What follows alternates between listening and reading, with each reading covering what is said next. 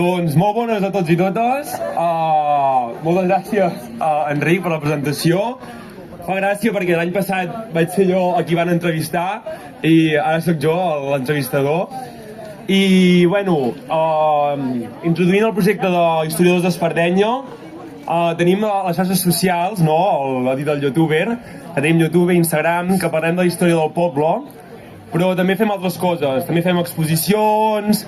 L'altre company és en Jaume Prat, que avui no ha pogut venir, però la gràcia d'aquest projecte és que les persones de Salt i voltants ens expliquin les seves històries i poder-les portar a tothom. I per això avui tenim aquí a l'Enric, que justament dona la casualitat que jo ara treballo també des de l'Hort Mil Fulles, l'hort que ell havia treballat 50 anys, i avui el tenim aquí. Sí. Benvingut. Gràcies.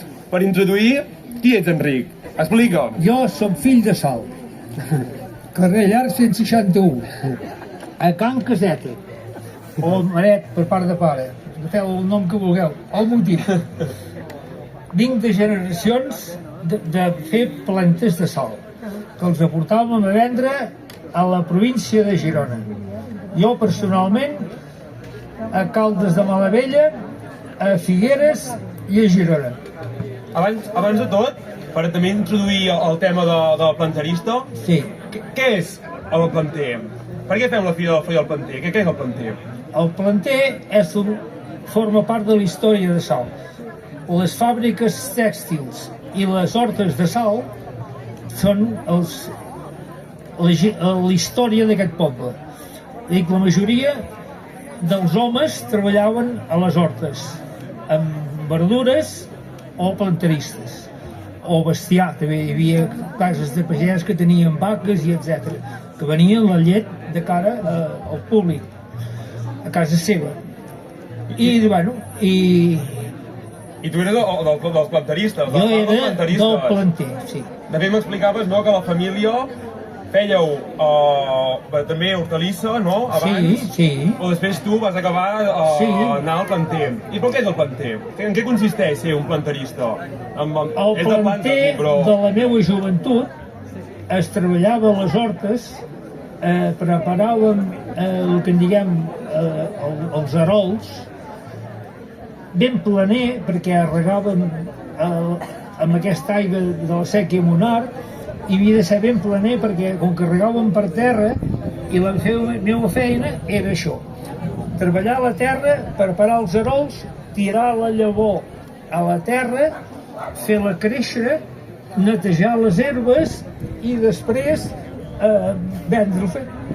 Els arrencàvem a mà, tot a mà, i els aportàvem als mercats que us he dit abans. Aquesta era la meva feina. Molt bé. I, clar, ara tenim la Fira del Planter, no?, el planterista de Salt, però tret de tu, quina era la importància de Salt amb el planter? Fins on arribava? Perquè tu has explicat uns mercats. Sí. Hi havia més planteristes o...? Ui. Entre de Salt i de Santa Eugènia us puc dir que subministraven a la majoria dels pobles de la província de Girona. Uns anaven a Santa Coloma, els altres a Cassà, els altres a Olot, en fi, tots els pobles que hi havia marcat hi havia planteristes de sal, quasi tots. I el Santa Eugènia, perquè vull dir que eren veïns i tots érem de la mateixa sèquia Monar i tots fèiem el mateix. Inclús em vas arribar a dir que inclús a França venien francesos. Sí, a Figueres venien i venen molts francesos perquè les plantes allà són molt més cares que aquí. Això passa actualment. I venien al dematí, se'n anaven a esmorzar en un restaurant que em diuen a Can Jeroni, per dir alguna cosa. Després se'n anaven a comprar tabac, licors, planter, hosti, molt bé. i com marxaven de Figueres, emplenaven el dipòsit de gasolina o de gasoll, i encara ho fan, i després se'n anaven a dinar a la Jonquera. A la Jonquera, i llavors ja travessaven la frontera i s'estalviaven, jo què sé, uns diners, pessetes perquè inclús també hi havia, ara amb els euros no hi havia cap problema, però quan venien amb les pessetes et deien, no, et pagaré en francs. Llavors tu havies de calcular, bueno, a quin preu voleu el franc? Oh, a 20 pessetes, no. Però això ho estàs dient, doncs, que el planter de Quissal arribava inclús a França. Sí. Vull dir que imagineu-vos el nivell del planter d'aquí, de la Sal i Sant Eugènia. Perpinyà, Ceret, tots aquests pobles. Però clar, abans hi havia molts planteristes, no?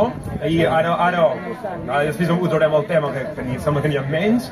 Però com portaven el planter abans? Perquè ara hi ha els cotxes i molt bé, però clar, si hi havia tants mercats tan lluny i no hi havia cotxes... Jo a la meva època sempre he anat en furgoneta.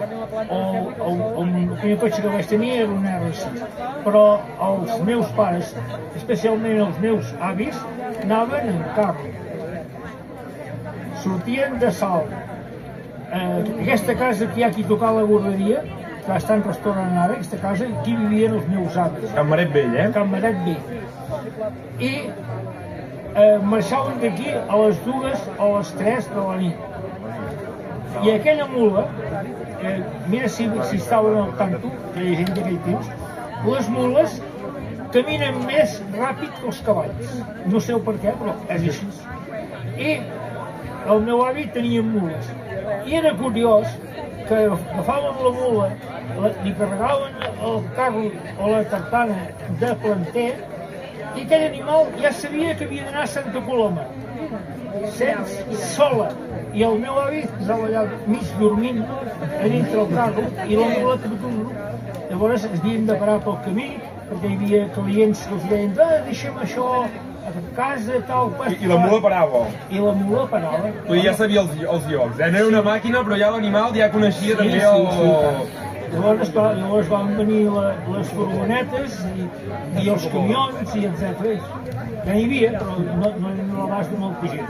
I hi havia molts planteristes, però em podries donar alguns noms d'aquests planteristes, dels que hi havia entre Salt i Santa Eugènia? I després d'aquesta pregunta, em contestes aquesta i després em dius quants queden ara aquí.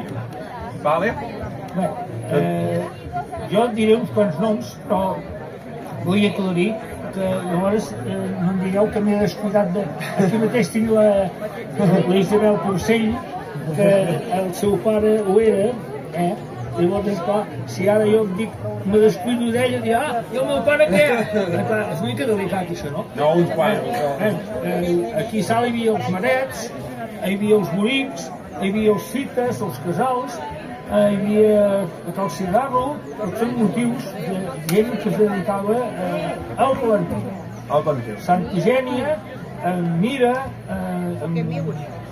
en Borrassol, Cal Escolar, que en dèiem,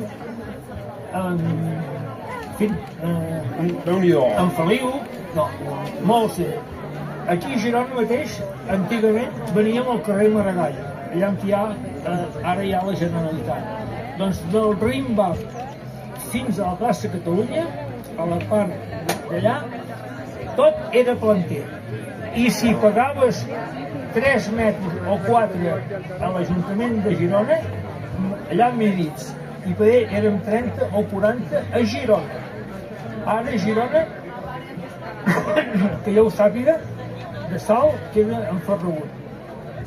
I un que ven a la Devesa, que és de Canet d'Arc. I s'ha acabat. També ens queda l'Isaac Bosch, que també fa planter per nosaltres, que ja té la paradeta, que també es podeu acostar i es pot donar planter amb llavors d'aquí de Salt. Bueno, donar. Ha de fer una prova, però. Molt bé. Però com és que hi haguin tants de planteristes aquí a Salt i a Santa Eugènia, no? Que era un lloc... Vull dir, em vas explicar que també és perquè era un territori molt bo, però que dèiem abans de la sèquia... Era molt... No? No, les terres són fantàstiques i l'aigua, això, els regadius no existien a la majoria dels terrenys de municipis. Aquí a Salt teníem aquesta sèquia que podria ser, si té 200 o 300 anys d'història. Més, és molts anys. 200 o 300 anys, ja dic, no ho sé. Som afortunats, això és important. Sí, i el varen fer, segons tinc entès, els hortelans d'aquella època.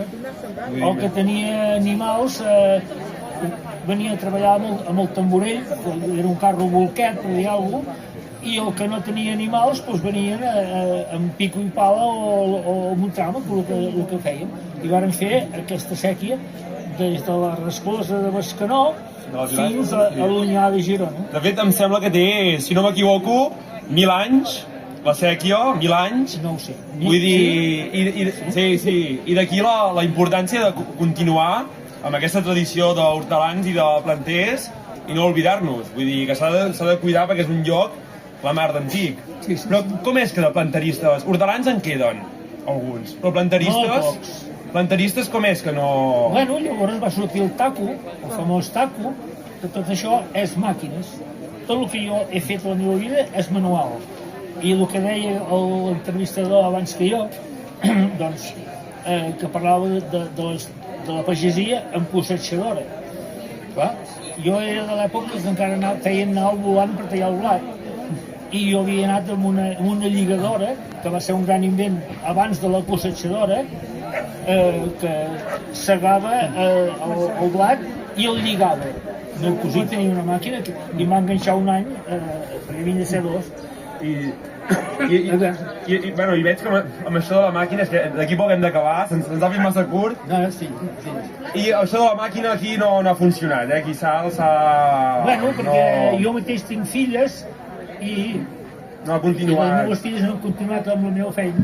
En canvi, jo vinc de generacions del meu pare, dels meus avis i suposo de més enrere. A casa tinc un llibre de família que parla dels marets de sal de 1.700 hortelans.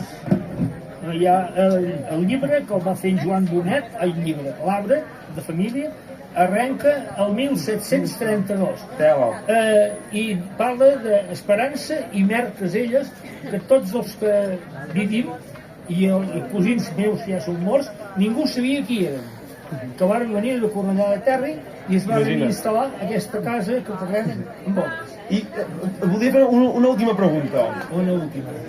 Tu tornaries a ser planterista si poguessis tornar a començar a treballar?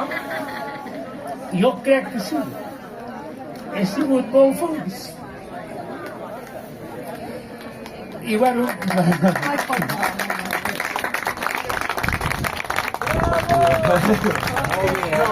Jo el que m'emplena és que encara avui he trobat un senyor de Salt que viu a Caldes de Malavella i me diu, fa 11 anys que estic jubilat, i me diu, encara trobem a faltar al mercat de Caldes. Per què? Perquè a mi em van ensenyar que es havia de servir bé a tothom. Si una persona portava camisa blanca i corbata, era igual com aquell que anava brut de mecànic o de pagès. El tractàvem igual. El preu tant valia aquest com per aquest. I em demanaven tomateres de penjar. No, avui no en tinc, els he acabat. No, guaita té aquestes que són de la pera o són de la poma. No, enganyar no he enganyat mai a ningú. Així em van ensenyar i així ho vaig fer. Doncs, ja està. Molt bé, un bon aplaudiment. Molt maco. Ja veieu que l'important és l'ofici, és la persona, i aquí ja es nota, És que no hi ha gust. Tota persona que pot ser feliç en un despatx, si ho fa a gust, és molt feliç. Ara, si treballa per força, malament. S'ha de treballar a gust. I llavors ets feliç a la vida. Doncs un altre fort aplaudiment, molt bé. Gràcies, Enric, Merci.